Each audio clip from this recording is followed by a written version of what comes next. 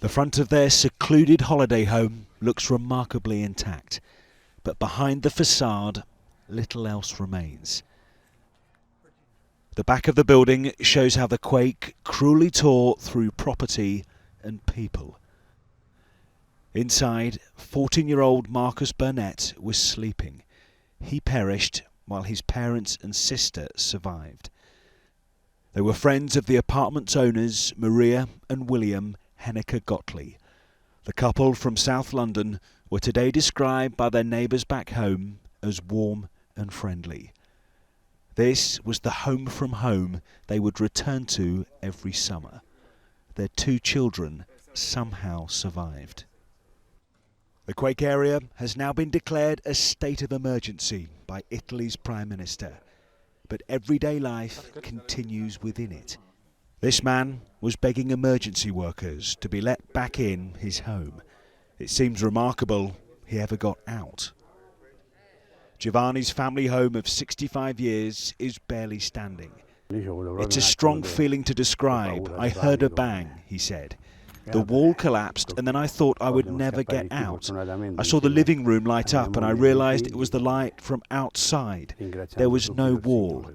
We ran out, luckily with my wife and children. Being alive is blessed. Then, for his own safety, Giovanni was escorted away from the area. The damage here looks more like an act of war than an act of God. That strong aftershock just a few hours ago has left this structure perilously close to complete collapse. Looting is another danger now facing this town. So in Accumuli and the other besieged areas, residents are questioned and accompanied back to their homes. The man in white, whose apartment it is, directs the team to his prized possessions. We watched as they rummaged the wreckage before they brought out the printer he needed from inside. Yeah. Sabatino can't return to his home either, after half of it was wiped out. He told me the quake was something unpredictable. It was so big.